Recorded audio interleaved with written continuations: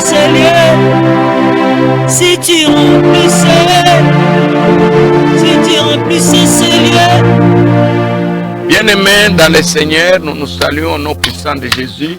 Nous acclamons celui qui est Dieu, celui qui a le souffle de vie, celui qui nous détient dans ses mains, le seul qui a un dernier mot sur ta vie. Les gens peuvent tout dire, mais les mots qui s'accomplissent, c'est le mot de Dieu. Voilà pourquoi nous l'acclamons. Nous, c'est l'apôtre Marcel Momat, Église évangélique Man Caché, ministère de vie. Soyez bénis, vous tous qui êtes abonnés à notre chaîne YouTube. Soyez bénis, vous qui ne cessez jamais de partager nos vidéos. Vous êtes très nombreux qui partagent les vidéos et nous vous exhortons de continuer à les faire. Ainsi, vous contribuez à la propagation de l'évangile. Si le diable peut, bien aimé dans le Seigneur, faire la publicité de son nom, nous, tout ce que nous pouvons faire, c'est annoncer Christ comme Seigneur et Sauveur personnel. Et le seul moyen qui est mis à notre disponibilité pour qu'on prêche Christ, c'est dire à tout le monde que Dieu les aime. À travers quel moyen? À travers la prédication à l'église, à travers des chants, des cantiques, mais à savoir à travers aussi tous les messages, les vidéos chrétiens que nous sommes en train de partager. Soyez bénis et je prie que le Dieu de mon ministère soit votre partenaire, qu'il vous bénisse et qu'il vous accorde joie, succès, paix, grâce et bonheur. Je voulais prier comme le psaume 23, que le bonheur et la grâce vous accompagnent toute votre vie. Nous annulons ce que le diable projette contre vous. Nous condamnons toute machination diabolique. Nous paralysons l'œuvre satanique. Merci à vous tous qui avez reçu notre précédente vidéo, vous qui l'avez visualisée, et merci pour toutes vos réactions. La semaine passée, nous avions dit ensemble avec vous ce qui cachait l'humiliation. Mais aujourd'hui, je voulais qu'on parle de la reconnaissance.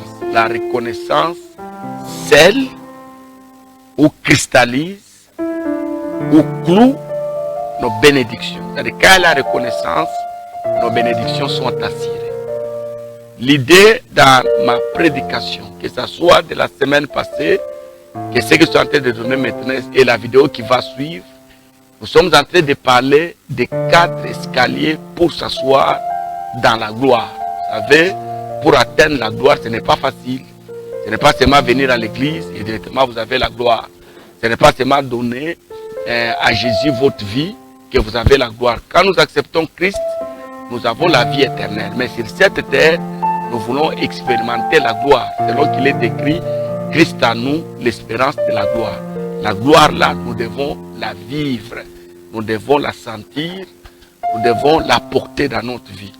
Nous devons être l'image de la gloire de Dieu. Il faut qu'à travers nous, que l'humanité sache qu'il y a un Dieu quelque part. Il y a un Dieu qui opère, qui fait des choses extraordinaires. Mais pour arriver à ça, il y a un travail à faire. Le premier niveau, nous avions dit ça la semaine passée dans notre précédente vidéo, c'est l'humiliation. Vous ne devenez jamais grand sans passer par l'humiliation. Retenez ça. Les gens que Dieu appelle à la grandeur, ce sont des personnes qui passent par l'humiliation. L'humiliation, c'est quoi? L'humiliation, c'est se voir rabaisser sans raison. Les gens vont te diminuer. Les gens vont chercher à te détruire sans raison. Ils vont coller à ta vie ce que tu n'as pas. Ils vont te manquer le respect. Ils vont te faire passer par des moments difficiles. Ils vont te pousser à haïr la vie. C'est ça l'humiliation. Quelqu'un qui est humilié, c'est quelqu'un qu'on diminue sans raison. Et Dieu a chargé des gens sur cette terre. Il les a investis d'une mission, la mission de t'humilier, de te faire mal. On va t'humilier sans raison. On va t'accuser des choses que tu n'as jamais fait. Les gens vont salir ton témoignage et tu n'as pas idée. Le monde ici que vous voyez, c'est compliqué. Et la semaine passée, dans ma précédente vidéo, je vous ai dit, vous rencontrerez toujours deux personnes. La première, il a reçu la mission de Dieu de vous détruire sans raison, de vous rabaisser sans raison, de salir votre image sans raison. La mission, il l'a reçue de Dieu. Et la deuxième personne que vous allez rencontrer, c'est la personne qui a reçu la mission de Dieu de vous soutenir. Dans votre combat, il y aura toujours quelqu'un. 100 personnes, 99 personnes peuvent s'élever contre vous, mais il y a un qui sera là pour vous soutenir. Que ce soit dans votre famille, que ce soit dans votre carrière, votre travail, que ce soit dans votre église, que ce soit au milieu des amis. À un certain moment, tu trouveras que les gens vont te détester, mais dans cette multitude de gens qui te détestent, Dieu suscite toujours une personne qui sera là pour vous défendre. Et je vous ai donné l'attitude d'observer les gens qui nous acquittent sans raison, qui nous suivent sans raison, qui nous détruisent sans raison. Dieu nous demande de leur pardonner. Nous devons dire comme Étienne, Seigneur, pardonne-leur car ils ne savent pas ce qu'ils font.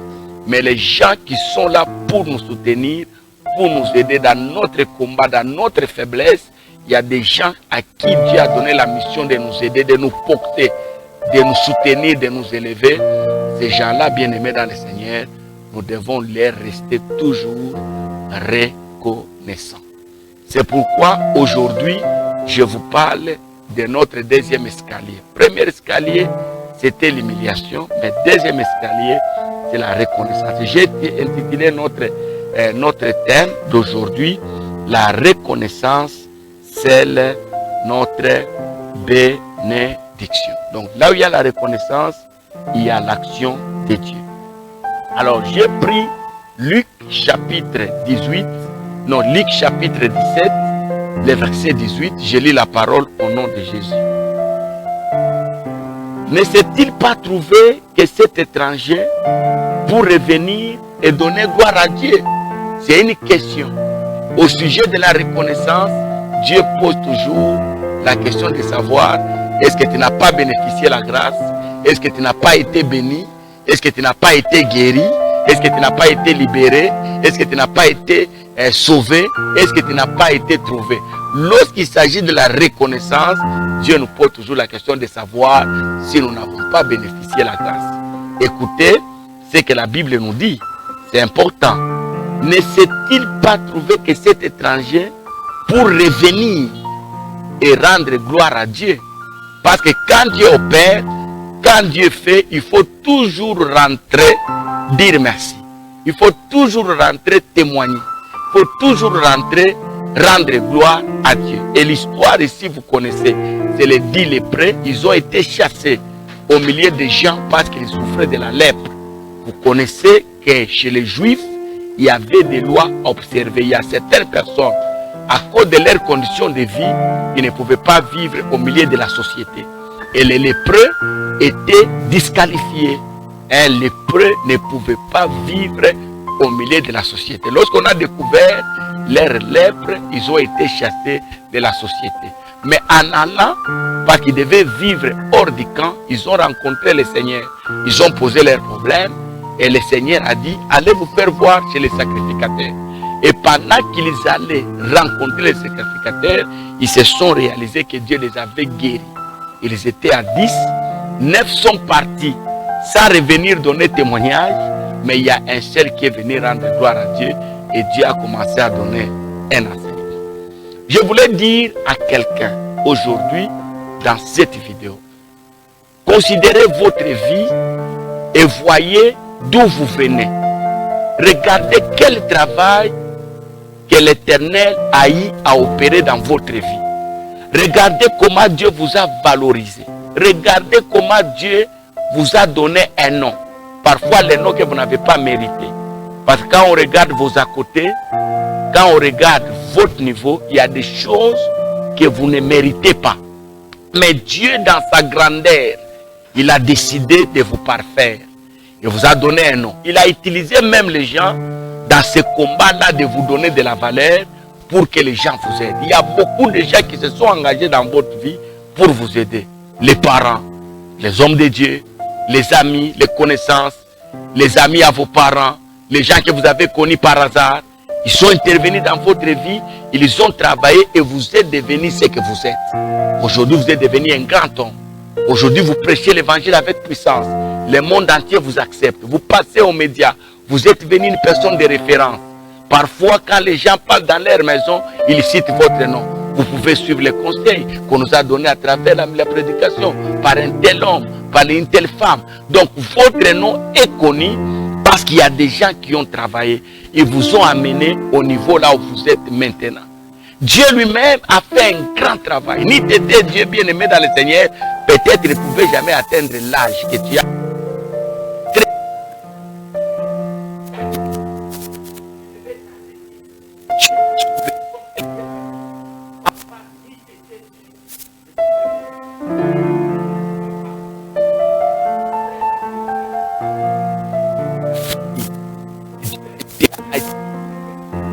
Dieu était libéré.